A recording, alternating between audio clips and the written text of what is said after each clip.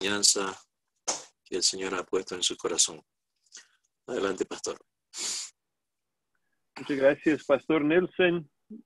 Gracias por darme la oportunidad de compartir con ustedes nuevamente esta noche sobre el tema de la plantación de las iglesias.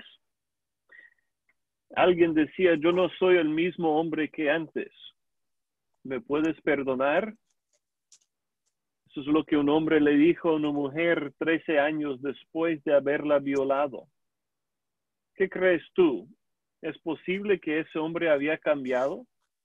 ¿Es posible que alguien cambie de tal forma que sea una nueva persona?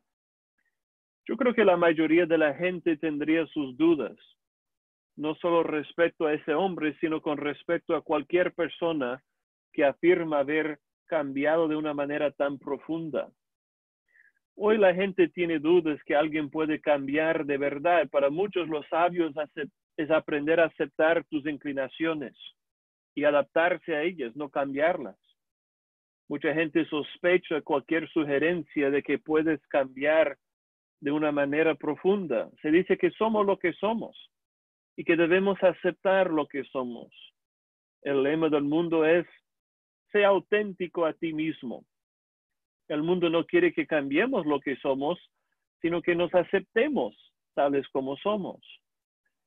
Pero a pesar de las dudas sobre la posibilidad de cambiar, mucha gente sí tiene un anhelo profundo de cambio. No están contentos con sus vidas y que cambien de sofá, o cambien de carro, o compren un nuevo vestido. Y si estas cosas no los hacen sentir mejor, a veces piensan en cambiar cosas más importantes. Tratan de cambiar de casa o de trabajo. Algunos incluso piensan en cambiar de pareja. Sin embargo, aunque cambien todas estas cosas, muchos todavía se sienten frustrados, derrotados y desesperados. Así que ¿tienen razón los que dicen que un cambio profundo es imposible? ¿Qué dice la Biblia sobre un cambio permanente en tu persona? Hoy vamos a estar hablando de ese gran cambio que sucede en la conversión de los pecadores a Cristo. Un entendimiento bíblico de la conversión es una característica de una sana iglesia. Acuérdense de que estamos en una serie sobre la plantación de iglesias saludables. Por eso estamos aprendiendo los diferentes rasgos de una iglesia sana. Hasta ahora hemos visto dos características.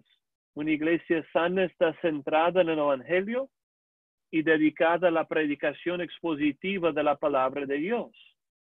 En otras palabras, una iglesia saludable predica las buenas nuevas de Jesucristo, exponiendo las Escrituras cada semana como una gran historia de redención que culmina en la persona y obra de Cristo. Hoy vamos a hablar de dos características más. Una iglesia saludable también tiene un entendimiento bíblico de la conversión y del evangelismo. Pues yo sé que el pastor Julio está enseñando sobre el evangelismo esta semana, así que no vamos a dar muchos detalles sobre ese tema, pero yo creo que no podemos hablar de una iglesia saludable sin mencionar la gran importancia de la conversión y el evangelismo en la vida de la iglesia. Entonces, para entender la doctrina de la conversión y cómo debe afectar la iglesia local, vamos a contestar 4 preguntas sobre la conversión. Comencemos con la primera. ¿Necesitamos cambiar? Esa es la primera pregunta. ¿Necesitamos cambiar? Muchos dirían que no. Dirían, ¿por qué cambiar? Las cosas me van bien. Tengo un buen trabajo, una buena familia, una buena casa. ¿Por qué necesito cambiar? La mayoría de la gente no ve la necesidad de un gran cambio. Pero la Biblia enseña que sí necesitamos cambiar porque no estamos bien. Muchos creen que están bien porque se comparan con los demás. Pero cuando nos comparamos con la palabra de Dios, nos daremos cuenta de que no estamos bien en el fondo de nuestro ser. Jesús mismo decía, la luz vino al mundo y los hombres amaron más las tinieblas que la luz porque sus obras eran malas. Porque todo aquel que hace lo malo aborrece la luz y no viene a la luz para que sus obras no sean reprendidas. Así que según el Señor Jesucristo, los hombres prefieren las tinieblas sobre la luz. Además, sabemos que la Biblia dice que no hay justo, ni siquiera uno. Muchos se creen justos porque se comparan con otros que son injustos también. Siempre podemos hallar a alguien que es peor que nosotros, pero en realidad todos somos culpables y condenables por naturaleza. Según Efesios capítulo 2, el hombre natural está muerto en sus delitos y pecados, esclavo del mundo, del diablo y de la carne, bajo la ira santa de Dios. A veces la gente dice, yo sé que yo he hecho unas malas cosas, pero por lo menos tengo un buen corazón. Pero la Biblia dice, engañoso es el corazón más que todas las cosas y perverso. Así que la razón que hacemos malas cosas es porque en el fondo somos malas personas, somos pecadores. Yo sé que eso es difícil de creer para muchos. Cuando el joven rico se le acercó a Jesús, le dijo, Maestro bueno, ¿qué buena cosa haré para heredar la vida eterna? Pero Jesús le dijo, ¿por qué me llamas bueno? Ninguno hay bueno sino solo Dios. Ese joven era como la mayoría de la gente. Creía que todos somos buenos. Pero Jesús le dijo que no. Solo Dios es bueno. Nosotros somos malos. Por eso en otra ocasión, Cristo decía a la gente, si vosotros siendo malos, sabéis dar buenas dádivas a vuestros hijos. Cristo dice que somos malos. Sí, fuimos creados como buenos en el principio, pero ahora somos personas caídas y corruptas. ¿Quién puede mirar a su alrededor a toda la avaricia, la arrogancia, la lujuria, la inmoralidad, la injusticia y concluir que estamos bien en el fondo de nuestro ser? ¿Quién puede mirarse en el espejo y decir honestamente de que no hay ninguna necesidad de cambio? La verdad es que todos necesitamos cambiar. Y eso nos lleva a la segunda pregunta. ¿En qué forma necesitamos cambiar? ¿O de qué manera necesitamos cambiar? Algunas personas sí quieren cambiar, pero solo de manera superficial. Quieren cambiar su apariencia, o quieren cambiar ciertos hábitos, o quieren cambiar sus circunstancias, pero no quieren un cambio profundo y permanente en el fondo de su persona. Muchos creen que nuestra necesidad solo es sentirse mejor sobre nosotros mismos, es decir, mejorar nuestra autoestima. Otros creen que solo necesitamos pensar mejor, no meditar en cosas negativas, sino en cosas positivas. Otros creen que solo necesitamos hablar mejor, decir las palabras correctas, declarar victoria, diciendo yo soy bueno, yo soy rico, yo soy sano, yo soy próspero. Otros creen que solo necesitamos portarnos mejor, es decir, mejorar nuestra moralidad, abandonar algunos de nuestros vicios. Pero mis hermanos, hacer todas estas cosas es como cambiar de maquillaje. Podemos mejorar nuestra autoestima, podemos decir palabras positivas, podemos dejar algunos hábitos, pero seguir siendo las mismas personas egocéntricas de siempre. En el fondo de nuestro ser, nada ha cambiado. Lo que nosotros necesitamos es mucho más que un cambio superficial. Se necesita una transformación permanente en el fondo de nuestro corazón. En otras palabras, necesitamos una nueva vida, un nuevo corazón. El problema es mucho más profundo que pensar en cosas negativas o decir malas palabras. El problema es que nuestro corazón es egocéntrico y engañoso, perverso y pecaminoso. Por eso Cristo dice que necesitamos nacer de nuevo. Hermanos, la caída ha afectado cada aspecto de nuestro ser. Por el pecado, nuestras mentes están oscurecidas y no entienden la verdad. Nuestros corazones están endurecidos y no creen la verdad. Nuestras voluntades están contaminadas y no quieren la verdad. Obviamente no estoy hablando de los que ya han nacido de nuevo. Estoy hablando del hombre natural, el que está sin Cristo. Para esa persona, ir a un grupo de autoayuda no es suficiente.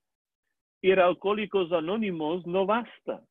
Se necesita un cambio permanente y profundo en su propio ser.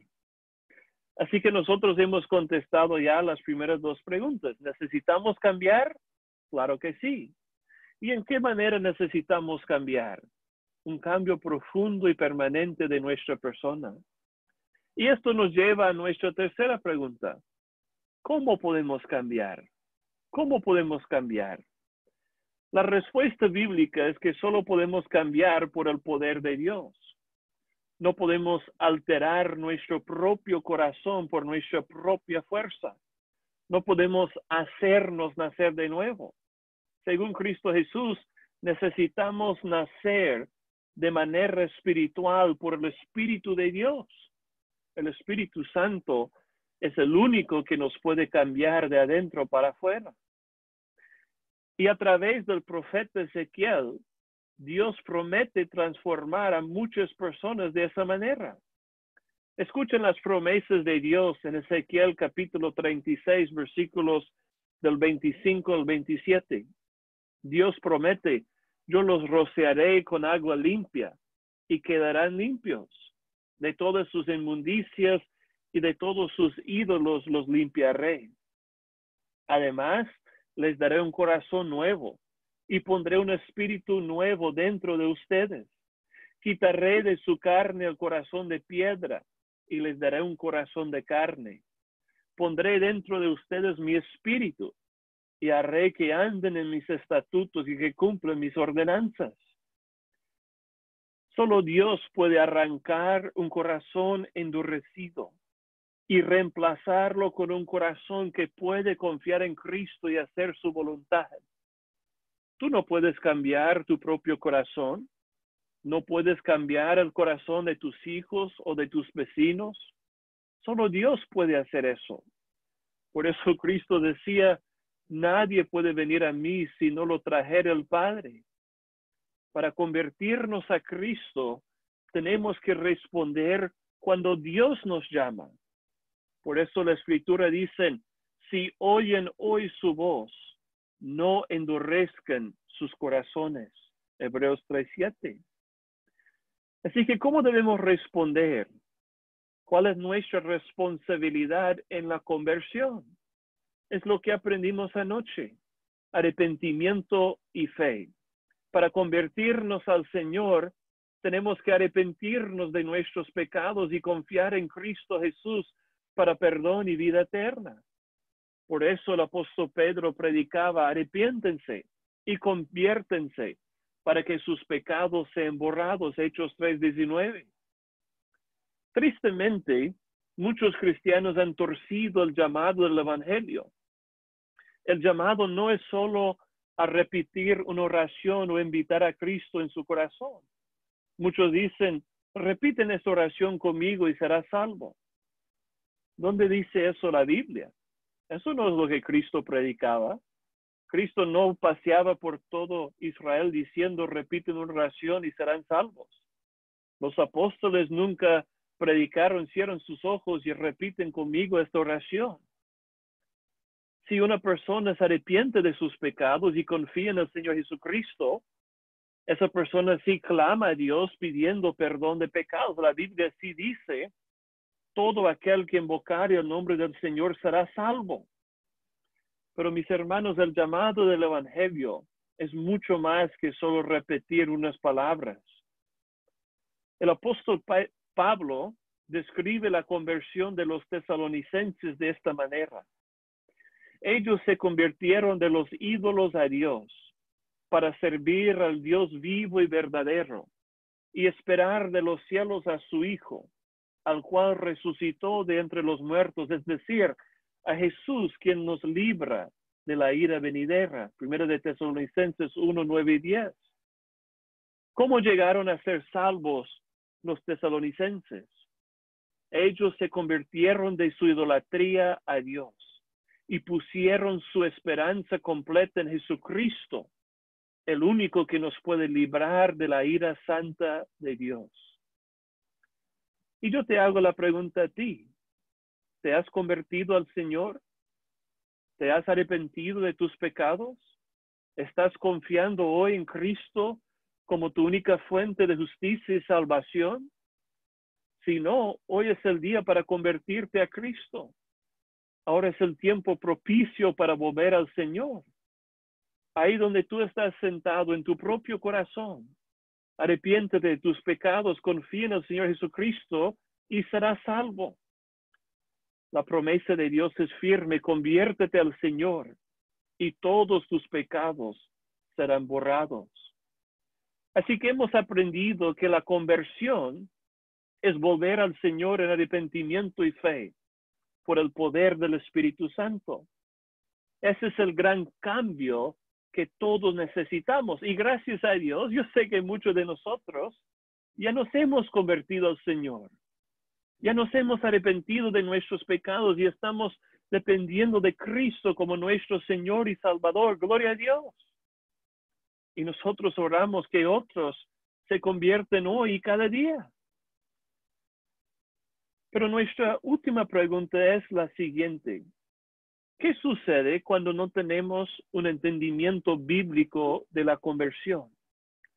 ¿Cuáles son las consecuencias cuando no comprendemos qué es la conversión verdadera? Voy a limitarme solamente a 3 resultados. Se aumenta el número de falsos convertidos, se produce presión y manipulación en el evangelismo, y se contamina la pureza de la iglesia. Permíteme repetir esas 3 consecuencias. Se aumenta el número de falsos convertidos, se produce presión y manipulación en el evangelismo, y se contamina la pureza y la santidad de la iglesia.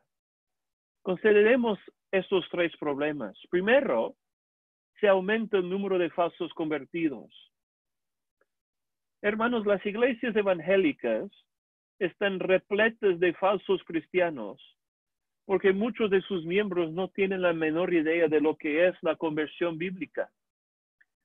Los cristianos salen a evangelizar y tocan las puertas y encuentran a alguien y le dicen, repite esta oración conmigo y serás salvo. Pero no le hablan a la persona del arrepentimiento. No le dice que tiene que reconocer y renunciar a sus pecados.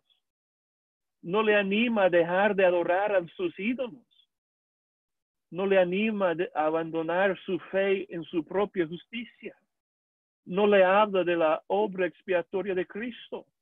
No le dice que tiene que poner su confianza en Cristo y no en su propia obra. Solamente le dice a la persona, repite esta oración conmigo.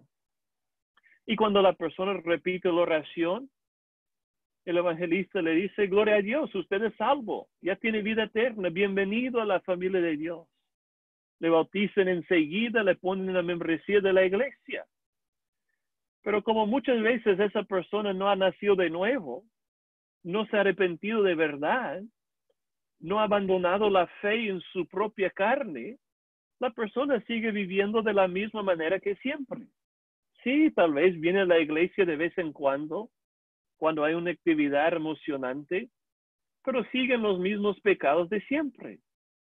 Y la iglesia le ha dado certeza falsa de que es salvo, cuando en realidad esa persona es más perdida que nunca. Yo no puedo contar las veces que se me ha dicho, fulano de tal aceptó a Cristo. Y yo me pregunto, ¿dónde está fulano ahora? ¿Cómo ha cambiado su vida después de esta supuesta conversión? ¿Ha dejado de practicar los mismos pecados? ¿Se está congregando regularmente? ¿Está leyendo la palabra de Dios? ¿Está caminando con Cristo? ¿Realmente ama a Dios y a su pueblo y a su palabra? No. Pero la gente dice, por lo menos se convirtió. No. Esa persona no se convirtió, nunca se arrepintió de verdad, y es por eso que su vida no ha cambiado. Pero se le ha dado falsa certeza de salvación. Y yo creo que lo peor es cuando las iglesias hacen eso con los niños o con los jóvenes. Le dicen a un niño de 6 años, repite esa oración conmigo y vas a ir al cielo cuando te mueres. Y el niño piensa, bueno, yo no quiero ir al infierno, así que repite la oración, le bauticen, y ese niño cree que es salvo, aunque nunca ha entendido el evangelio, no se arrepintió de sus pecados y sigue confiando en sus propias obras para estar bien con Dios.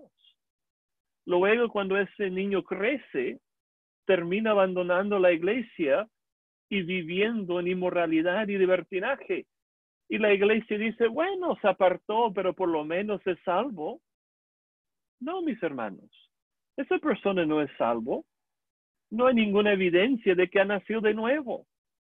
Pero lo peor es que la iglesia cree que es salvo. Perdón, la persona cree que es salvo porque repitió una oración a los 5 años y la iglesia le dio falsa certeza de salvación.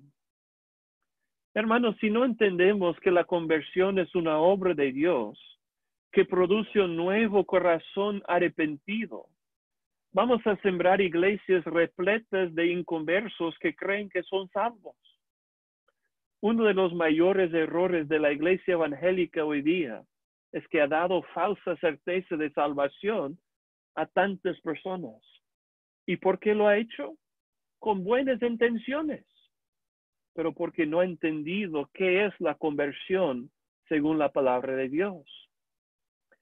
La segunda consecuencia de tener un concepto falso sobre la conversión es que produce presión y manipulación en el evangelismo. Si nosotros creemos que la conversión es solamente una decisión humana, como escoger un carro o como escoger una comida en un restaurante, si pensamos que es una mera decisión humana, vamos a creer que podemos convertir a la gente a presionarlos o manipularlos. Es por eso que algunos cristianos dicen, esa persona solamente necesita un empujón y va a recibir a Cristo. No, mis hermanos. Una persona muerta en sus pecados no necesita un empujón. Necesita nacer de nuevo por el Espíritu de Dios. ¿Qué va a hacer si tú le das un empujón a un cadáver? No se va a resucitar. Necesita nueva vida. Tristemente, muchos cristianos tratan de presionar a los inconversos. ¿Ya tomaste la decisión? ¿Cuándo vas a tomar la decisión? Toma la decisión. Pero nuestra presión y manipulación no puede levantar a un muerto. No puede arrancar su corazón de piedra y colocarle un corazón arrepentido. Presionar a la gente de esa manera solo va a producir más falsos convertidos. Y la razón que muchos presionan a la gente es porque no entienden el rol de Dios en la conversión. Creen que la conversión es una mera decisión humana, pero hermanos, no es así. Solo Dios puede dar vida a los muertos. Solo Dios puede cambiar el corazón de esa persona. Solo Dios puede convencerle de su pecado y de su necesidad de salvación en Cristo. Solo Dios puede abrir sus ojos para que se arrepiente y confíe en Cristo para salvación. Solo Dios puede darle los dones de arrepentimiento y fe. Es por eso que la Biblia dice que el Señor abrió el corazón de Lidia para que ella creyera la palabra. Pablo no le presionó, no le manipuló, simplemente le anunció el evangelio, le invitó a poner su fe en Cristo Jesús y Dios abrió su corazón para creer. La Biblia dice que cuando los primeros gentiles se convirtieron al Señor, los judíos respondieron diciendo también a los gentiles ha dado Dios arrepentimiento para vida. Ellos reconocían que solo Dios pudo dar ese don de arrepentimiento para vida eterna. Por eso, en vez de presionar o manipular a nuestros oyentes, debemos orar para que Dios haga la obra en ellos por su Espíritu Santo. No me entienden mal. Sí tenemos que anunciar el Evangelio claramente. Sí tenemos que llamar a las personas al arrepentimiento y a la fe en Cristo.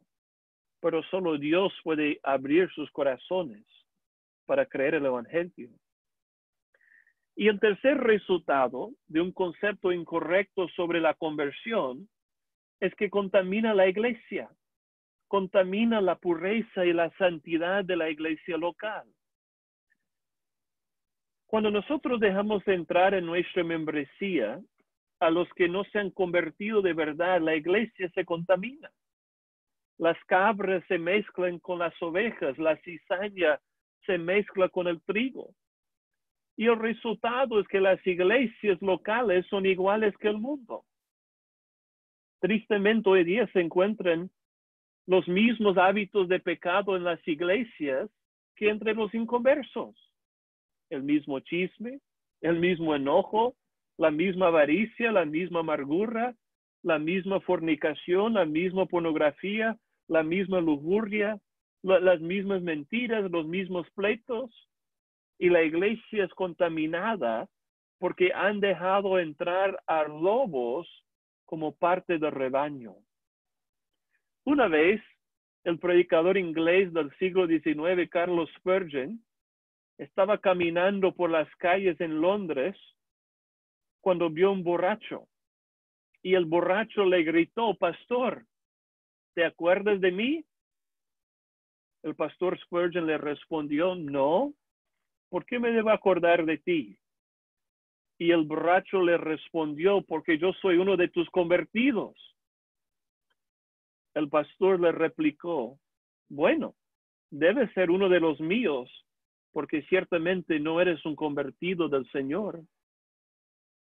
Tristemente, la mayoría de los evangélicos no tienen este tipo de discernimiento. Dejen que cualquier persona que diga ser cristiano entre en su membresía.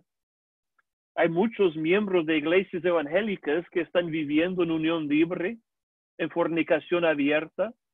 Hay muchos que dicen ser cristianos que son borrachos y drogadictos. Hay muchos miembros de iglesias cristianas que no demuestran ninguna evidencia de ser convertidos, pero fueron aceptados en la membresía porque los otros miembros no entendían qué es la conversión bíblica. Hermanos, si no entendemos que la conversión es una obra de Dios, que produce el fruto de arrepentimiento y fe en la persona, la iglesia será contaminada con mucha cizaña. Tal vez tú estás pensando: pero pastor, Jesús dijo que siempre habrá cizaña y trigo en la misma iglesia. No, mis hermanos, eso no es lo que Cristo dijo. Jesús dijo que iba a haber trigo y cizaña en el mundo, no en la iglesia. El campo no es la iglesia en la parábola. El campo es el mundo.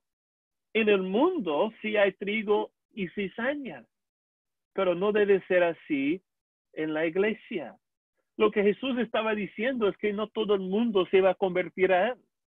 Siempre habrá creyentes y incrédulos en el mundo hasta su segunda venida.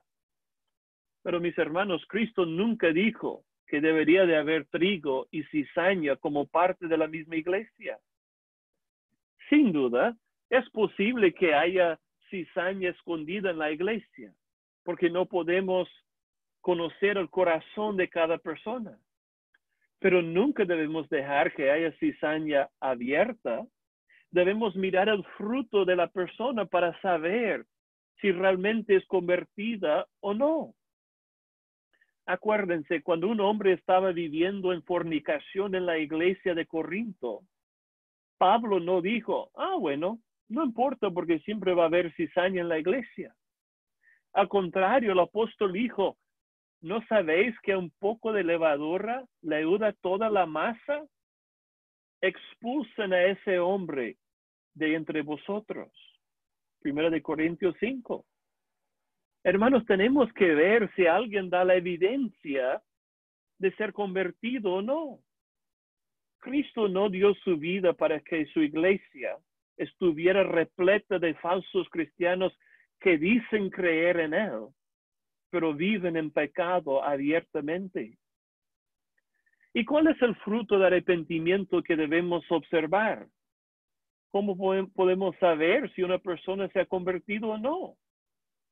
No es solo porque se ha bautizado, no es solo porque era miembro de otra iglesia evangélica, no es solo porque dice ser cristiano. Ninguna de esas cosas es suficiente para saber si alguien realmente es convertido. Hermanos, la conversión genuina produce un nuevo amor en el corazón de esa persona. Un nuevo amor.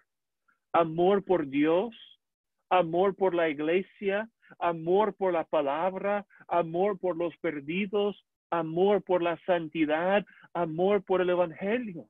Un nuevo amor. El convertido no ama el pecado como antes lo amaba.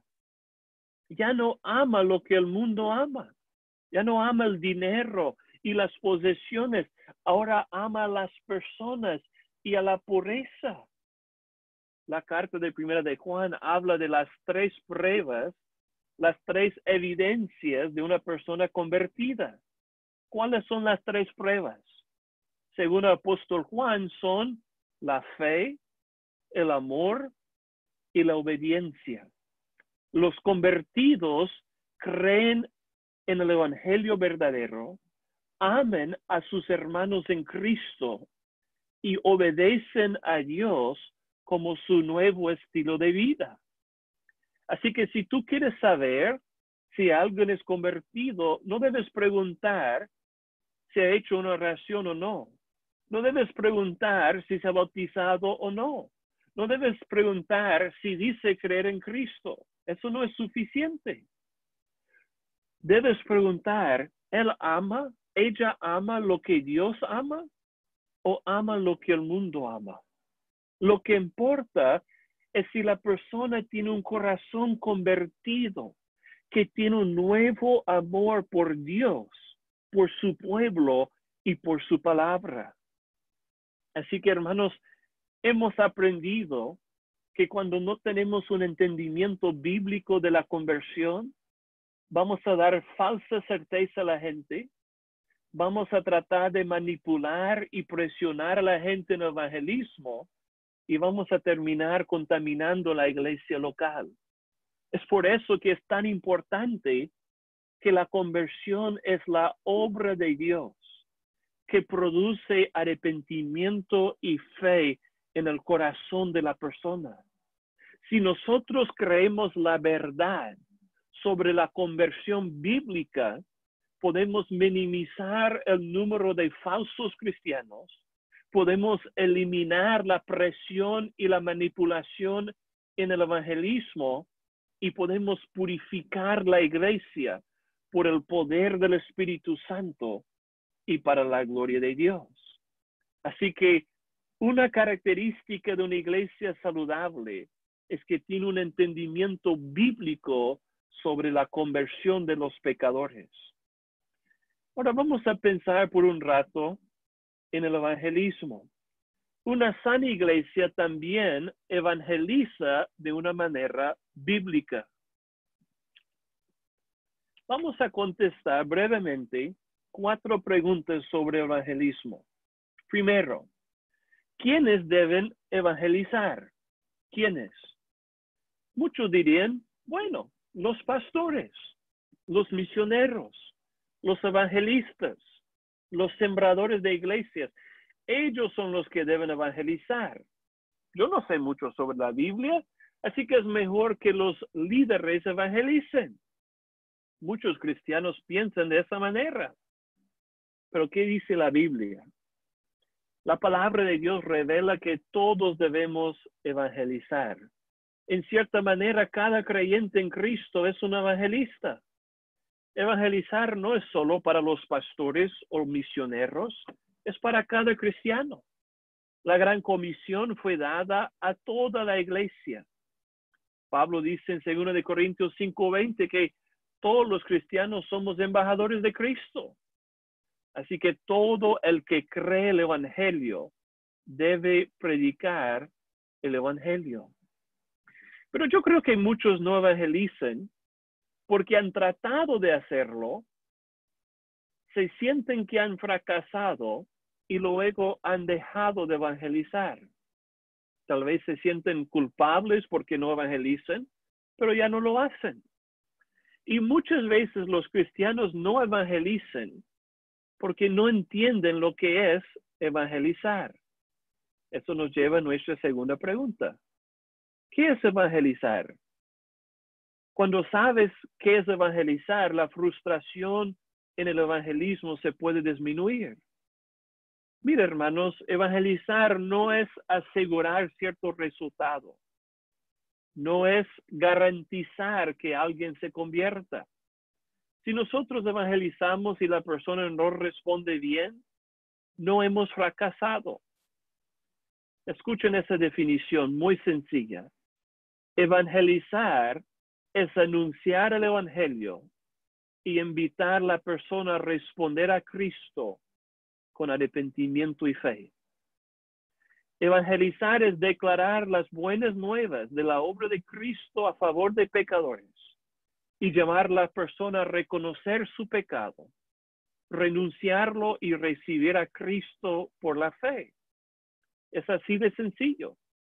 No es manipular a la persona, no es presionarle, no es asegurarse de que responda bien.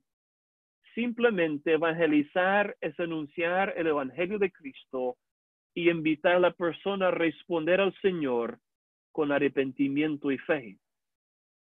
Yo no voy a tomar el tiempo hoy para dar una explicación detallada de qué es el Evangelio. Ya hablamos un poco de eso anoche.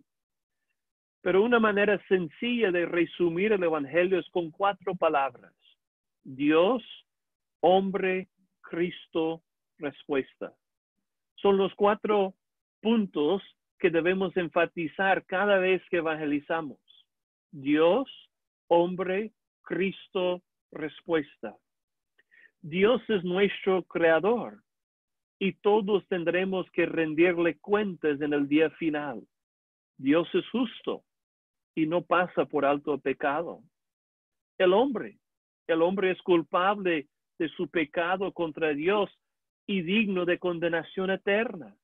El hombre no puede salvarse a sí mismo por sus propias obras. Cristo Jesús es Dios hecho hombre que vino al mundo para guardar la ley de Dios perfectamente y dar su vida en rescate por muchos. Cristo murió una sola vez el justo por los injustos para llevarnos a Dios. Respuesta. Todos tenemos que responder a la obra de Cristo con arrepentimiento y fe para ser salvos y recibir el regalo de la vida eterna. Así que una manera muy sencilla de resumir el Evangelio. Dios, hombre, Cristo, respuesta. A veces nosotros confundimos otras cosas con evangelizar. Así que antes de ir a la próxima pregunta, déjeme aclarar brevemente qué no es evangelizar. ¿Qué no es evangelizar? Primero, evangelizar no es solamente compartir nuestro testimonio. Si nosotros preguntáramos a muchos cristianos, ¿cómo evangelizas tú? Ellos dicen, bueno, yo comparto cómo era mi vida sin Cristo, el vacío que yo sentía y cómo Dios ha cambiado mi vida y me ha dado paz y vida eterna. Eso es excelente. Muy bien.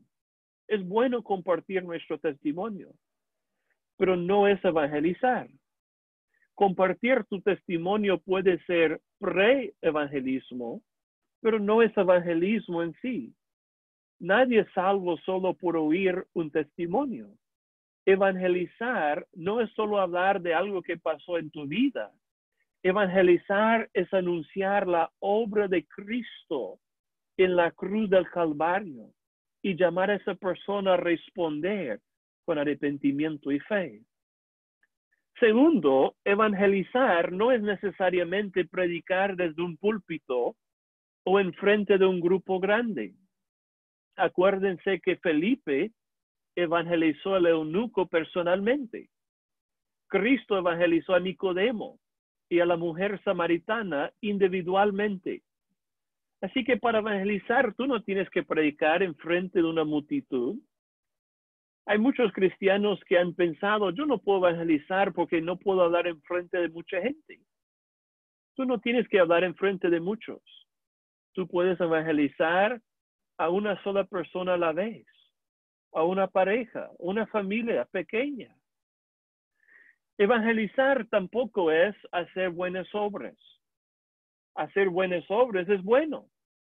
Alimentar a los pobres, dar medicina a los enfermos es bueno, pero no es evangelizar. Ser amable no es evangelizar. A veces los cristianos dicen, bueno, yo no evangelizo con mis palabras, pero sí con mis obras. Eso suena muy bien, pero es imposible. Para evangelizar tenemos que usar palabras porque el evangelio es un mensaje de buenas noticias. Imagínense si un noticiero saliera en la tele y dijera, yo voy a dar las noticias de hoy sin usar palabras. Eso sería absurdo, sería imposible. Para dar las noticias tienes que usar palabras. Y para dar las buenas noticias de Cristo Jesús, tenemos que hablar. Evangelizar tampoco es garantizar conversiones.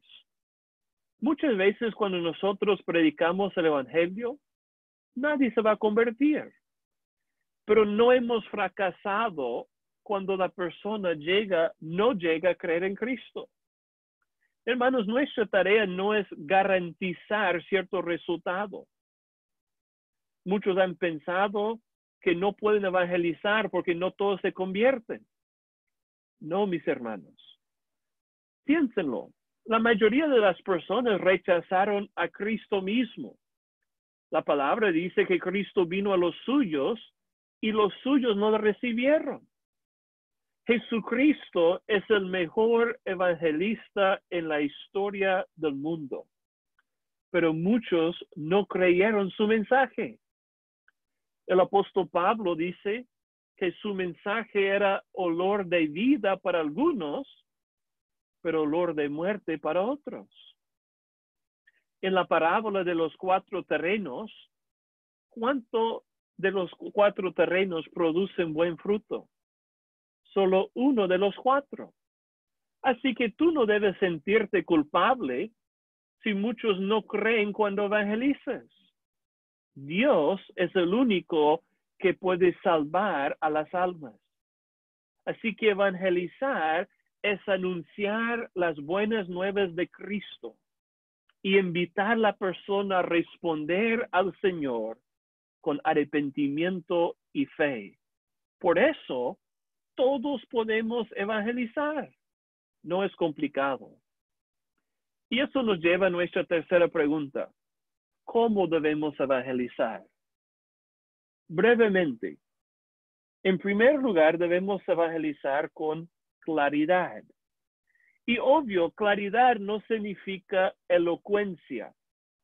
No significa que tienes que ser un gran orador. Evangelizar es hablar con claridad de lo que hemos aprendido del Evangelio de Jesucristo. Dios, hombre, Cristo y respuesta. Dios puede usar nuestro mensaje sencillo del Evangelio para dar nueva vida a los que están muertos en sus delitos y pecados. Así que, hermanos, evangelicemos con claridad.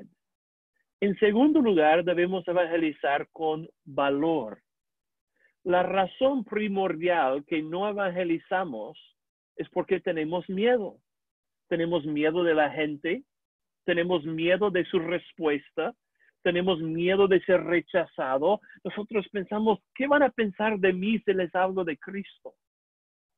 Por eso necesitamos valor para superar ese miedo. Pablo pidió que los efesios oraran por él a fin de que predicara el evangelio con valor, como se debe de predicar. Hermanos, si el apóstol Pablo tuvo que pedir oración para predicar con valor, con denuedo, ¿ustedes creen que nosotros necesitamos pedir lo mismo? Claro que sí. Y solo el Espíritu Santo de Dios puede darnos el denuedo para evangelizar. Por eso es tan clave que oramos antes de evangelizar. Oramos para que Dios abra la puerta de evangelizar. Oramos para que podamos predicar con claridad. Oramos para que el Señor abra el corazón de la persona. Piensen en un ejemplo, hermanos. Cuando no había recibido el Espíritu Santo todavía, el apóstol Pedro negó a Cristo 3 veces. Tuvo tanto miedo que negó al Señor Jesús públicamente 3 veces. Pero después de recibir el Espíritu Santo, ¿qué hizo Pedro? Predicó delante de toda la ciudad de Jerusalén con gran valor. Así que, hermanos, evangelicemos sin miedo. En tercer lugar, debemos evangelizar con la Biblia. Cuando evangelizamos, debemos abrir la Biblia y leerla. Si la persona puede, permítele a tu oyente leer la Biblia por sí mismo. Acuérdense, el poder está en la palabra de Dios, no en tus palabras. La Biblia dice que la fe es por el oír y el oír por la palabra de Cristo. Fuimos renacidos no de simiente corruptible, sino de incorruptible por la palabra de Dios. La palabra es viva y eficaz.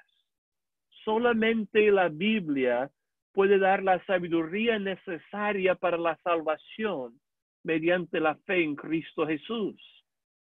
Así que, hermanos, evangelicemos con la Biblia. En cuarto lugar, evangelicemos con humildad.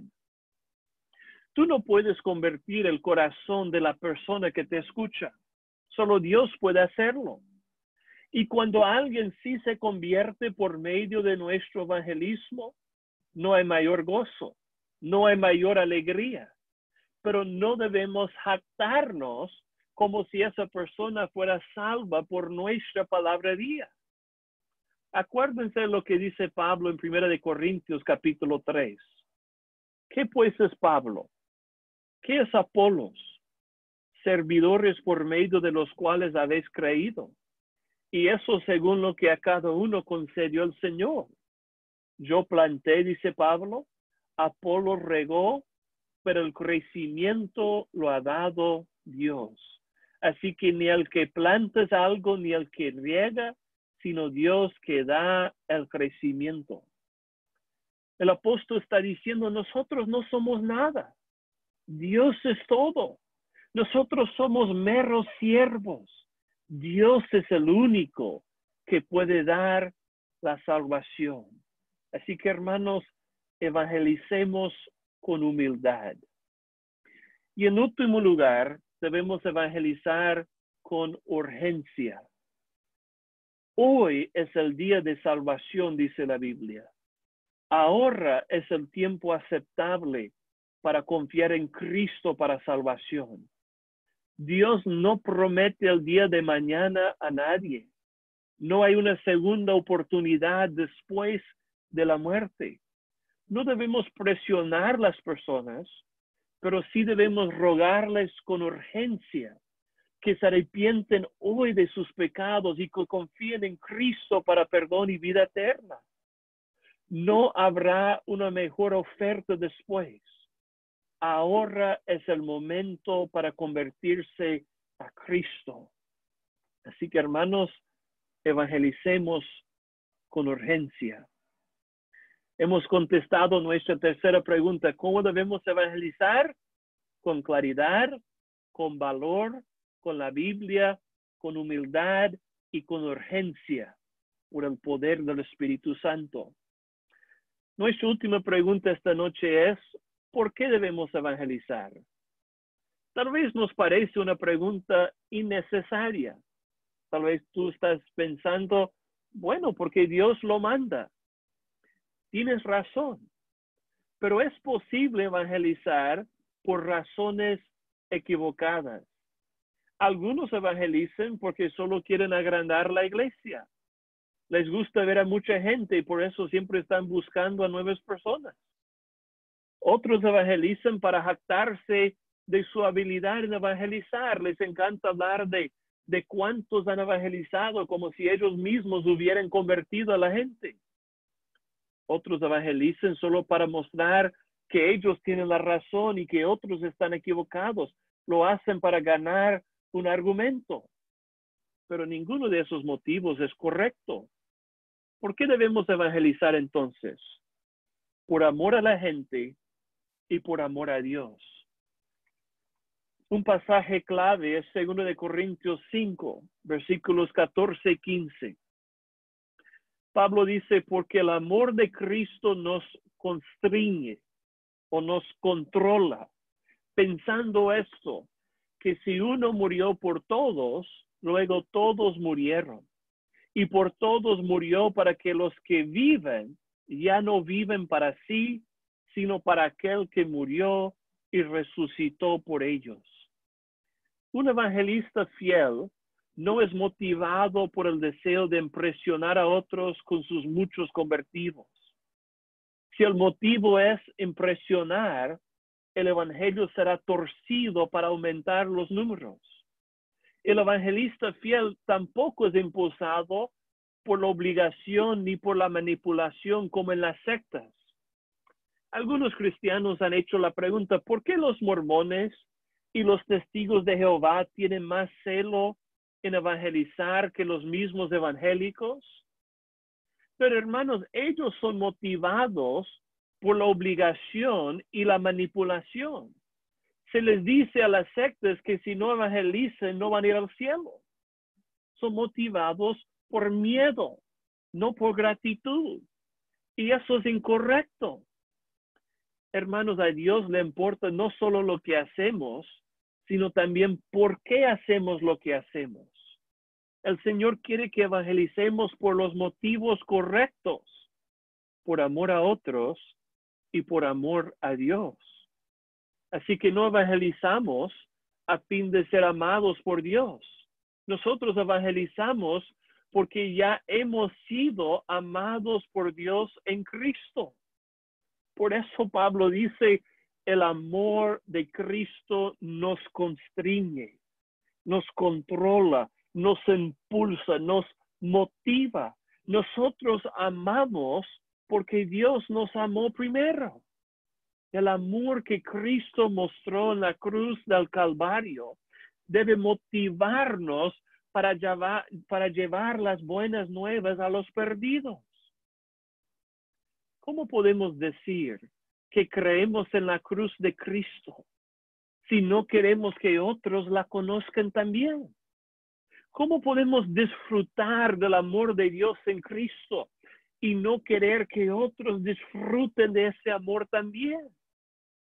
Su amor es lo que nos impulsa a evangelizar.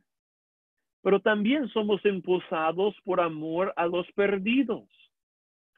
Si realmente creemos que los inconversos están en camino al infierno, un lugar de sufrimiento eterno bajo la ira santa de Dios, nosotros debemos sentir suma compasión por ellos. ¿Por qué tú crees en Cristo hoy? Porque alguien te amó tanto que tuvo el valor de anunciarte el evangelio, de invitarte a poner tu fe en Cristo para salvación. Si tú tuvieras la cura para el cáncer o para el COVID, ¿te la guardarías solo para ti? Nosotros tenemos la cura para la peor enfermedad de todas, el pecado. ¿Se la vamos a guardar solo para nosotros mismos? Si nosotros no evangelizamos, realmente no amamos a las personas. Tú puedes decir todo el día que amas a tu amigo, o que amas a tu vecino, o que amas a tu familiar, pero si no le anuncias las buenas nuevas de Cristo, realmente no le amas. Para amar a las personas, tenemos que evangelizar. Así que, hermanos, no evangelizamos porque no amamos a Dios lo suficiente para obedecerle. No evangelizamos porque no amamos a Cristo lo suficiente para anhelar que otros le conozcan. No evangelizamos porque no amamos la gente lo suficiente para anunciarles el único mensaje de salvación. Tal vez estamos tan enfocados en cosas triviales, en cosas mundanas, que no nos interesa si nuestros vecinos están en camino al infierno. Hermanos, lo único que puede despertarnos de nuestra indiferencia es ser cautivados por el amor de Dios en Cristo. ¿Cómo es una iglesia saludable? Una iglesia que tiene un entendimiento bíblico de la conversión.